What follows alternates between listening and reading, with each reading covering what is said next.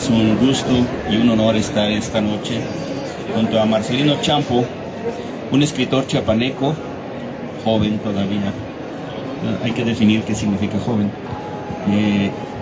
Escritor, narrador, licenciado en Lengua y Literatura Hispanoamericanas por la Universidad Autónoma de Chiapas, autor de los libros El Jardín de Goebbels, 2016, Bajo los pies de Judas, 2017, y De vida y destino de un corrido, grandes éxitos de Valentón Grajales, 2020. Ha escrito en revistas como Punto de Partida, Paso de Gato y Tierra Adentro, revistas icónicas para todos aquellos jóvenes que también están empezando su carrera en el mundo de la literatura. En esta noche vamos a tener la oportunidad de platicar de dos libros que son la producción más reciente de Marcelino. Por un lado, Este suelo que pisas, publicado en el 2024 por la Universidad Autónoma de Chiapas. Cabe hacer mención también que es un premio universitario de literatura Hugo Montaño 2023. El único, porque después el libro ya no volvió, la convocatoria no volvió a salir. Bueno, y ahorita vamos a platicar de eso, ¿no? Las plataformas que son bastante importantes para que se puedan realizar las publicaciones. Y por el otro lado, Olimpo, un libro publicado en este año, el año pasado por el Conejul de Chiapas, dentro del programa editorial. Bueno, vamos a abordar ambos temas. Por un lado, Este suelo que pisas llegó a la dirección editorial el año pasado, por ahí de marzo, con la consigna de que era un libro que había ganado un premio y que no había sido publicado en su momento. Entonces, Marcelino, de una forma muy tolerante, nos explicó cuál era la situación que tenía ese libro, y nosotros que veníamos trazando la ruta para que la universidad pudiera tener su propio programa editorial, y en este programa editorial tuviéramos la oportunidad de empezar a buscar los talentos chiapanecos. Parece que la pura intención nos atrajo un par de talentos. Por un lado, Sareli Martínez, con un libro que es un mapa de literatura chiapaneca, y por el otro, Marcelino, que traía bajo el brazo un libro de cuentos, que además venía con la etiqueta de ser ganador de un libro, de un premio que lleva el nombre de un compañero de muchos años, que era un gran cuentista, un gran promotor de la lectura, que es Hugo Montaño. Cuando nosotros empezamos a trabajar este libro, Marcelino trabajó con uno de los editores de la universidad, que se llama José Uriostegui, y a José tenía muchos años que no trabajaba literatura. No sé si te lo había dicho en algún momento. Él había estado trabajando solamente libros académicos y científicos. Cuando empezó a leer este libro me dijo: oye, es un muy buen libro, me gusta. Y que algo le guste a José es muy raro, es muy especial. Entonces, él, cuando tuvimos la oportunidad de platicar y empezar a acercarnos con Marcelino, José vio muy pocos errores. Él no tiene una formación como editor literario, entonces constantemente llegaba y me preguntaba cosas sobre los textos. Y afortunadamente creo que todo tuvo un final muy terso. La publicación, estos dos primeros libros fueron un parteaguas, porque estos dos primeros libros son los que nos permiten que hoy tengamos una colección con 13 libros de literatura chiapaneca de escritores que en otro momento no han tenido esa oportunidad. La única institución que había tenido la sensibilidad, o que ha tenido la sensibilidad por el perfil que tiene, de crear libros de literatura es Coneculta, obviamente, ¿no? El Consejo Estatal para la Cultura y las Artes. Sin embargo, tenemos la consideración de que es poco lo que se puede abarcar, porque no tenemos editoriales en Chiapas. Y como no tenemos editoriales en Chiapas, tenemos que buscar la forma de proyectar todo este talento. Además de que no tenemos editoriales en Chiapas, no hay una forma de acercar la literatura de Chiapas hacia el centro y hacia el norte del país, porque no existen promotores, porque no tenemos redes, etc. Es un problema bastante grande y de fondo. Lo que nosotros entonces hemos empezado, y gracias a este tipo de libros que Marcelino tuvo la buena fortuna de dejarnos caer en las manos, es empezar a tejer una red. En esta red hemos encontrado complicidades, poco a poco se han ido abriendo puertas. Esta noche estamos sentados en la Feria del Libro Internacional de Guadalajara, y bueno, creo que para poder empezar a platicar un poco acerca de estos dos materiales de Marcelino, yo le preguntaría de qué manera, por un lado, un premio universitario te abrió las puertas para poder empezar a publicar, y por el otro, las posibilidades y lo que significa que este tipo de libros sean expuestos a la luz pública y que empiecen a abrir caminos ante públicos. Antes que nada, pues muchísimas gracias tanto a la benemérita Universidad Autónoma de Chiapas como al Consejo Estatal para la Cultura y las Artes por estas dos publicaciones. Y pues bueno, agradezco también a Gabriel por estar aquí conmigo. Antes que nada, Solo que pisas es un libro de cuentos que tuvo la oportunidad de obtener el premio universitario de literatura Hugo Montaño, y es un libro que teje una serie de historias que abordan el tema de la desaparición de personas en México. Lo cual a mí también se me hace muy significativo presentarlo acá en Guadalajara, en Jalisco, un lugar en donde el alto índice de personas desaparecidas se puede ver desde la entrada, en su entrada principal. Acabo de pasar, por ejemplo, hace poquito en la glorieta de los desaparecidos. Entonces, pues es un tema que es latente en todo nuestro país.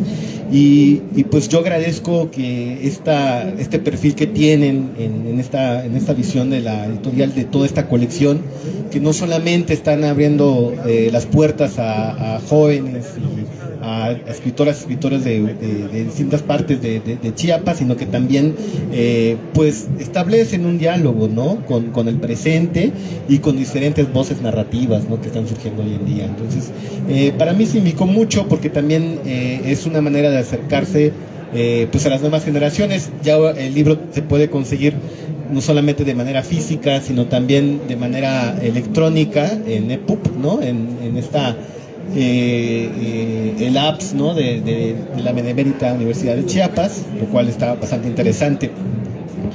Y bueno, en correspondencia con Onolimpo, bueno, Olimpo es una novela que pertenece a la colección Naxacobaj, que luego se me va el nombre. Ajá. Y bueno, es una novela que aborda también un tema un tanto delicado en Tuxtla, sobre una serie de crímenes de odio que ocurrieron del 91 al 93 en la capital chiapaneca, y que marcaron de alguna manera la historia contemporánea de nuestra ciudad. Entonces, de ahí se teje esa serie de historias que corresponden, que afectaron a la población LGBTQ, y que de alguna manera pues nos marcó a muchas generaciones que crecimos en los 90s, ¿no? Entonces traté de abordar como desde ahí para ir tejiendo como esta obra, ¿no? Mencionas dos cosas. Por un lado, me gustaría que pudiéramos platicar sobre la importancia de las nuevas tecnologías. Yo me pregunto muchas veces qué es lo más importante, que tu obra se conozca o que tu obra te dé algo, lo que sea. Para un contexto como Chiapas, en el que solo se leen 2 libros al año, pero que además esos 2 libros al año es para ciudades, porque en el entorno rural es más importante comer que hacer un libro o que leer un libro. ¿Tú qué opinas acerca de que en un primer momento estamos teniendo un pequeño boom de literatura? Yo empiezo a ver a muchos jóvenes lectores, y en estos jóvenes lectores, bueno, tú no lo sabes, pero por ejemplo acabamos de terminar un taller en la universidad con alumnos de contaduría, en el que leímos 2 libros de cuentos, el libro de Raimundo y tu libro. Estos libros tuvimos la oportunidad de acercarlos a través de una aplicación que está proporcionándole a los estudiantes la posibilidad de acercarse desde sus teléfonos a libros de forma gratuita, ¿no? Porque además la evolución de los libros es innegable, ¿no? O sea, no existe ya el límite. La experiencia lectora, aunque les regalamos algunos ejemplares, la mayoría de ellos prefiere ya utilizar sus teléfonos, que me parece paradójico porque incluso utilizan los teléfonos para tomar apuntes en las clases, ¿no? Poco a poco esta apertura de las puertas nos ha ido acercando. Ahorita se acercaron los Cebetis que quieren tener acceso a Leo UNACH. Por ahí el Cobach, antes del triste desenlace de su director, también había tenido un acercamiento porque le interesaba tener esta posibilidad de poderse acercar a la literatura. Y a mí se me hizo muy interesante, o se me hace muy interesante, que los chicos en un primer término tengan esta posibilidad de acercarse a libros que además están garantizados, o sea, tienen mucha calidad. Ya pasaron por todo un periodo de edición, de corrección, y entonces les estamos haciendo llegar cosas que ya tienen una curaduría, ¿no? O sea, no estamos acercándoles cualquier cosa que se nos ocurre. ¿Cuál es tu opinión acerca de estas nuevas tecnologías? Bueno, antes que nada yo creo que el hecho de que lo que viene a ser las nuevas tecnologías viene a democratizar un poco como el acceso a cierto material, no solamente de lectura, ¿no? A cierto material cultural, ¿no? No olvidemos que a veces nos hemos rezagado en ciertos sectores porque no tienen un acceso, no tienen y van creciendo y hay ciertas cosas que empiezan a negarse, ¿no? A ciertos sectores de la sociedad, sobre todo teniendo un lugar como Chiapas, que hay lugares en donde no llegan las tecnologías o están como muy, muy alejados. Pero yo creo que está habiendo una nueva apertura en este sentido. Hay como nuevas propuestas. Están tanto lo que está haciendo la universidad, está también un programa muy importante de alfabetización a nivel estatal, ¿no? Que está acá atrás de nosotros.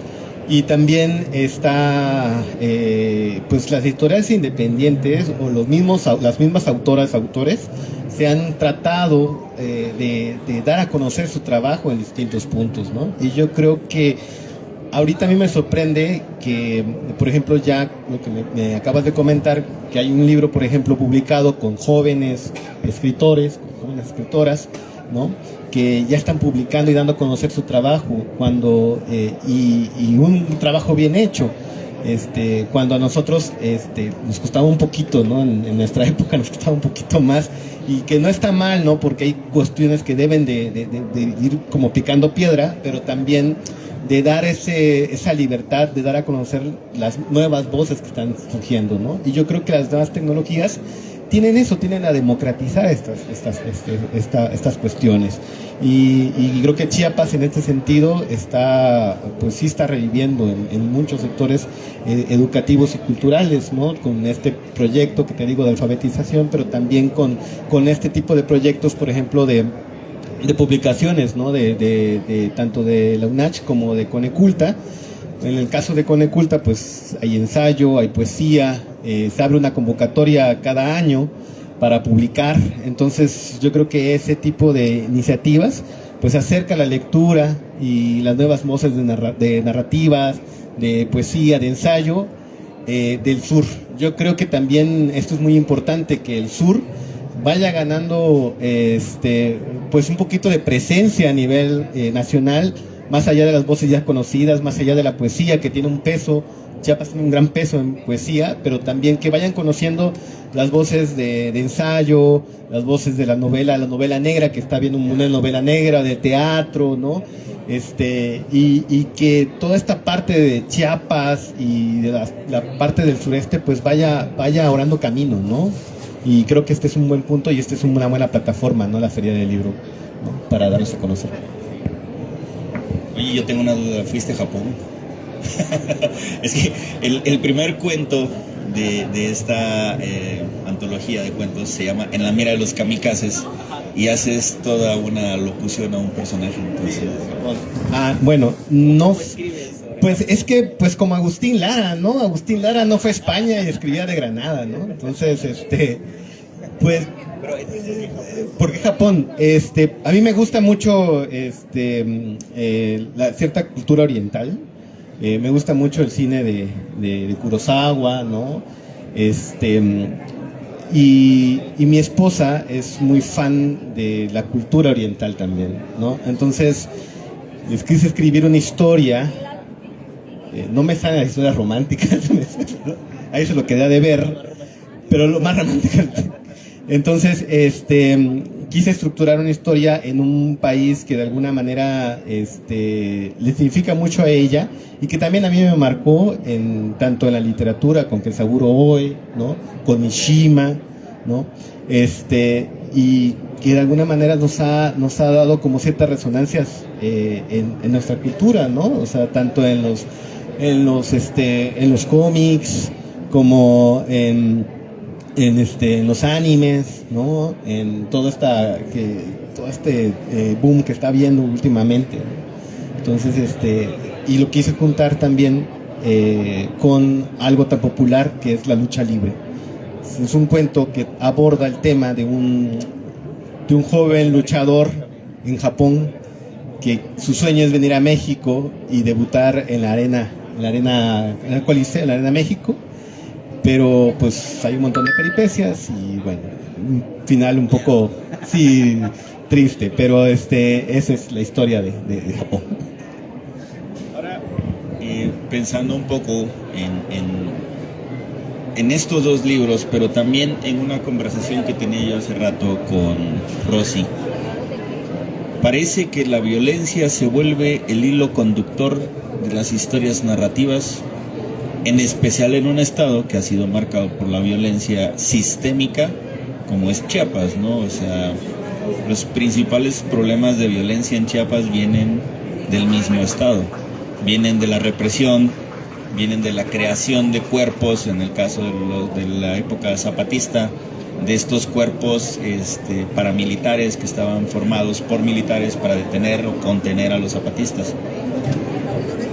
En este mapeo que platicábamos, hablábamos también de la obra de Miquel y me parece que lo que tienen en común, incluso escuchaba a Cristina Patistán hace rato, y parece que lo que existe o que une a toda esta literatura es que siempre hay algo violento que está sucediendo detrás. Sí, sí, claro. En el caso de Olimpo, por ejemplo, Chiapas en los 90 fue una década sumamente violenta en los 90. Estamos hablando el principio de los 90 fue esta serie de homicidios, de crímenes de odio que ocurrieron del 91 al 93. Y luego fue el levantamiento zapatista en el 94. Después nos tocó Acteal. Y después nos tocó la matanza en Ocosingo, en el mercado. Y así vamos, ¿no? O sea, los 90, del 90 al 2000, fue una época sumamente violenta, en la que, pues de alguna manera, uno cuando estaba chavito, pues escuchaba, ¿no? Y fue algo que nosotros lo veíamos como que, mira, pues pasó esto, pasó lo otro, y que es una violencia que lamentablemente en ese momento se volvió como parte de una rutina, ¿no? O parte de un momento histórico en nosotros y que nos marcó como generación, en mi caso, ¿no? También recuerdo, hay una artista mexicana, Lidia Margolés, que cuando ella le invitaron a una exposición en Venecia y le dijeron su exposición, la exposición de ella era unos lienzos a partir de los cuerpos, las mortajas que envolvían a los cuerpos de cuando fue el sexenio de Felipe Calderón, ¿no? Era el narcotráfico. Entonces lo expuso todos esos como si fueran lienzos, ¿no? Con lo que envolvían a los cuerpos. Entonces la gente de repente le preguntaba, ¿no? ¿Pero por qué hablar de esto, no? Y de ahí sacó el nombre de la exposición, que decía, ¿y de qué otra cosa podríamos hablar? ¿No? Entonces hay como una serie de cosas que nos van envolviendo, que nos trastoca y que nos tocó tanto a ti como que también estás como en esta cuestión de la novela negra, de toda esta cuestión, que sí nos toca, porque es una violencia que vivimos, que está asentada en ciertos orígenes, pero que no se ha apaciguado tanto en nosotros, pero que ahorita yo espero, ¿no? Que haya como una nueva, que las nuevas generaciones ya escriban otras cosas, ¿no? Pero bueno, en eso está. No sé si van a escribir otras cosas, porque además les está tocando vivir desde el 2018 el problema del narcotráfico en Chiapas, ¿no? Los descabezados de Cintalapa, los conflictos que hay en Jiquipilas, donde está uno de los principales provocadores de violencia. Estos grupos criminales, yo en algún momento leí cómo los grupos paramilitares terminaron convirtiéndose en el semillero de estos nuevos cárteles que están incluso en municipios, ¿no? O sea, gente como en El Salvador que mudó de ser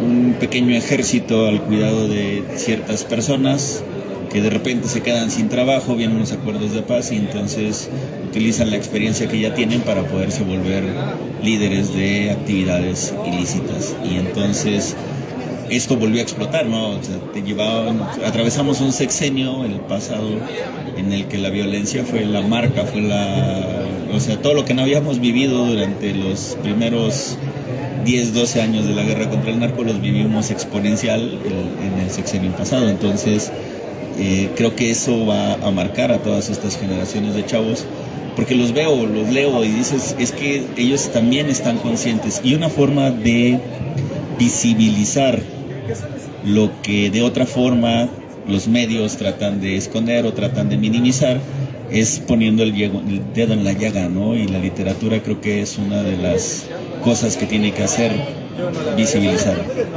Bueno, la literatura siempre va a ser una voz, ¿no?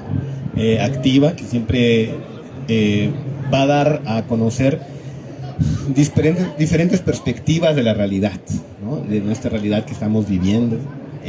Siempre es una retícula abierta, ¿no? Y también es como estamos de nuevo construyendo nuestras formas de relacionarnos como sociedad, ¿no? ¿Cómo estamos a partir de estas cuarteaduras? ¿Cómo estamos de nuevo relacionándonos como sociedad? A partir de estas irrupciones, ¿cómo puedo también establecer un vínculo con los demás, con los otros, ¿no? Desde diferentes perspectivas, ¿no? Y entre generaciones.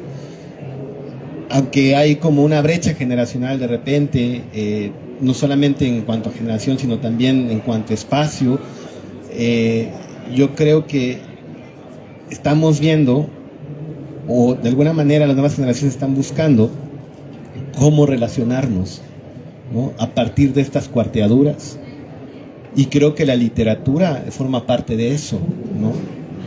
La literatura es un puente para relacionarse con nuestro presente, no solo para denunciarlo, sino para relacionarnos, ¿no? Desde lo íntimo, ¿no? Porque desde lo íntimo, digo, con la poesía, aquí tenemos a una autora y un autor que trabajan, tres, ajá, exactos, todos estamos acá, que nos relacionamos desde lo íntimo, desde lo público, desde el hecho consumado y también desde la visibilidad de la violencia, pero también desde la contemplación, ¿no? De algo tan maravilloso que es el mar, ¿no? Entonces yo creo que la literatura sirve para eso, ¿no? Para que en estas cuarteaduras que tenemos encontrar vínculos, ¿no? Y eso es lo importante, y es lo importante ese tipo de proyectos editoriales que no solamente abren las puertas, sino empiezan a buscar la manera de que esas cuarteaduras vayan resanándose, ¿no?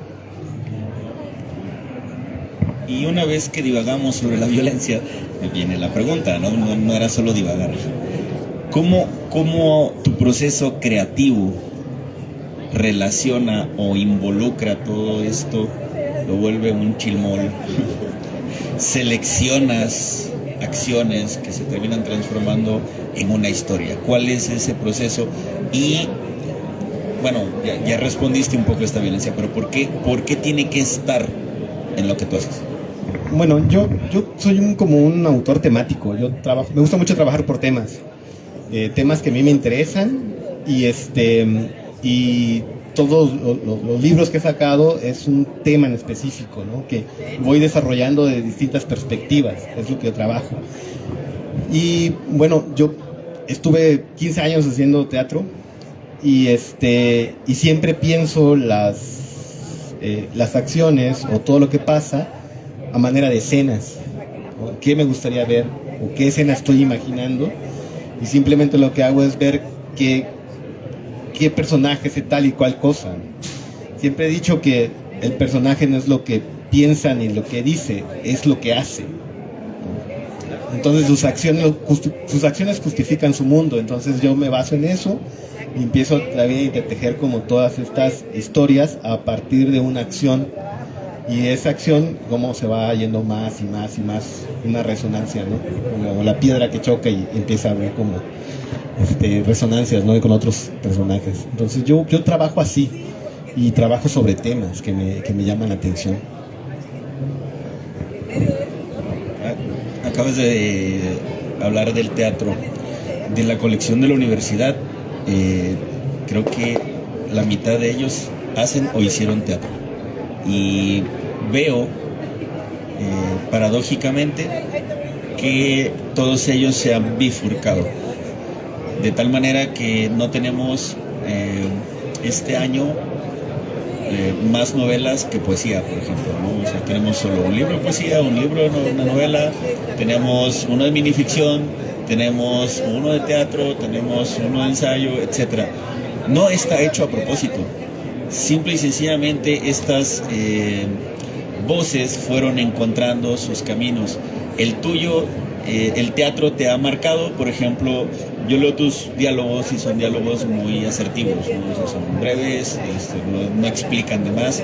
¿Hasta dónde el teatro ha tenido algo que ver con eso? Porque fíjate que no lo había pensado, pero ahorita que lo acabas de decir me llegó a la cabeza y me hizo pensar en que varias de estas personas también, creo que el teatro está moldeando la literatura. Sí, porque pues yo no, si te das cuenta, como que mucha gente que escribe o que alguna vez pasó por el teatro, ¿no? Creo que ha sido como un arte que nos ha tocado como a mucha gente, ¿no? En lo particular, pues sí, Chiapas, pues que Chiapas tiene una tradición teatral muy grande que viene desde Debutantes 15, con Rosario Castellanos, con Teatro Campesino, con la maestra Petrona de la Cruz, que tiene su grupo.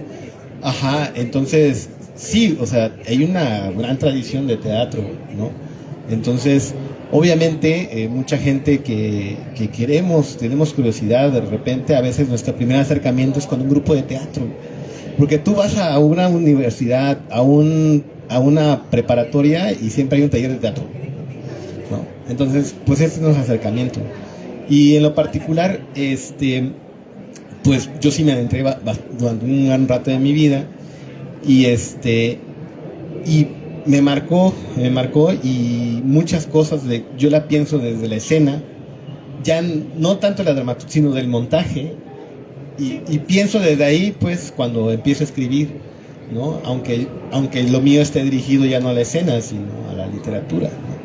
Entonces, y tanto en Solo que pisas, hay diálogos, hay una historia sobre madres buscadoras que hacen una obra de teatro para generar ingresos, para seguir buscando a sus hijos, ¿no? A partir de una obra de teatro que no está alejado de la realidad, que es algo que se hace también. Y en Olimpo también hay una alusión a una obra de teatro, ¿no? Entonces, sí, ahí está como marcado, sí, como un cruce. Ajá.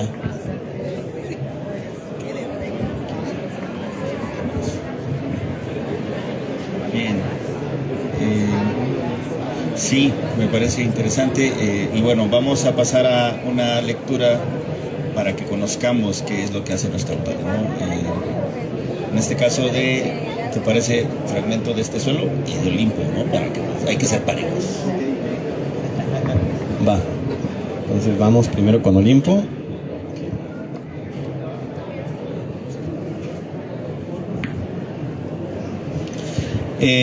Bueno, es la parte del inicio de la novela y es una historia que se llama La doncella y el guerrero.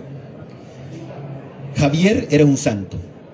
Quiero decir, no un santo de los inmaculados que descansan en los nichos de las iglesias, sino un santo cuyo espíritu nunca se doblega ni se apaga, de los que pueden caminar en el pantano entre toda la podredumbre humana y aún así conservar su brillo.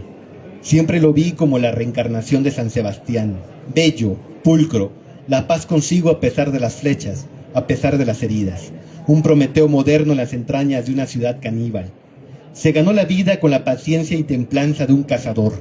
Hizo todo, y al decir todo, me refiero a totalmente todo lo que la imaginación y el cuerpo pueden concebir. Cuando Javier llegó por primera vez al Cine Olimpo, supo, desde el instante en que cruzó la puerta, que la vergüenza solamente le acarrearía dolor, un dolor del cual podía prescindir. En el Cine Olimpo exhibían películas para adultos, a veces pornográficas o eróticas, o artísticas con pinta de eróticas, o pornográficas con el sello de artísticas. Películas que simplemente se verían en cualquier sala y que en el Olimpo encontraban el único rincón en Tuxtla Gutiérrez donde podían ser exhibidas a los ojos de un público que poco o nada quería saber de cine. La gente que lo frecuentaba, en su mayoría hombres, eran almas en el umbral de un purgatorio, conciencias que no conocían más que el deseo y la culpa. En ese espacio, en la oscuridad de las butacas, en la clandestinidad de los pasillos, Javier asumió el papel de mártir y por unos pesos se entregó a desconocidos, como si con ello hubiese alcanzado la gracia de Dios.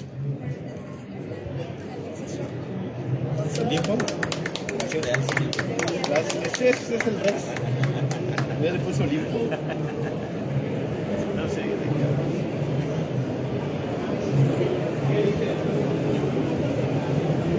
En la mira de los kamikazes. En Japón, la gente está muy sola. Tal vez por eso hay tantos suicidios. Un día alguien, después de ir al súper o al parque, simplemente se da un tiro o se corta las venas. De mis años en Japón no hay mucho que contar. Mi vida se hizo monótona. Dejé el teatro y me dediqué a mi trabajo como cocinero en un restaurante mexicano. Me adentré en el budismo y en mi relación con Nobuko, mi novia. No conocía mucha gente, es decir, no entablé amistad con muchas personas, salvo con mi vecino y con un mesero que solía platicarme de películas de luchadores mexicanos. Se llama Takahiro Makiguchi. Hace mucho que no sé nada de él. Recuerdo que la primera vez que nos vimos, se emocionó porque le dije que yo era de México. Después de darnos la mano, me mostró una revista vieja con fotos de la Arena Coliseo. Con la pena tuve que confesarle que no era seguidor de la lucha libre. Pareció no importarle y siguió contándome sobre su amor sobre el cuadrilátero. Me habló de su modesta colección de máscaras que compraba en uno de los barrios de Kyoto, de su sueño de convertirse algún día en luchador profesional y vivir en la capital mexicana. De alguna manera, eso me causó nostalgia y algo de simpatía. Takahiro en ese entonces era muy joven, yo también. En el edificio donde yo vivía se suicidaron 2 personas. Uno era un viejo cuya esposa acababa de morir en un accidente. El tipo no aguantó la tristeza y se tomó un frasco de calmantes. La señora del aseo encontró el cuerpo tirado en medio de la sala. La otra fue una mujer como de 30 años. Mi vecino Ryota me contó lo ocurrido, ya que la noche en que ella se mató, yo no estaba en mi apartamento. Era la festividad de final de año y con mi novia habíamos decidido pasar la noche en casa de sus padres. Ryota me dijo que en el conteo para recibir el año nuevo, justo cuando la gente comienza la cuenta regresiva, con bebida en manos, sombreros y globos, la mujer se dio un tiro en la cabeza. Fue un sonido fuerte y seco que cimbró las paredes. Después hubo un largo silencio. Ella vivía justo al lado de Ryota. Ella y yo nunca intercambiamos más de 2 o 3 palabras, salvo una vez en que la ayudé a cargar sus compras. Poca comida, mucho vino. ¿En dónde consiguió el arma? ¿Qué era lo que tanto la quejaba? Todo fue un enigma. Hasta para sus padres, quienes se hacían cargo del alquiler. Así que, para que lo sepan, en Japón la gente acostumbra a matarse. No es nada nuevo. lo hacen ya sea por miedo, por soledad o por honor.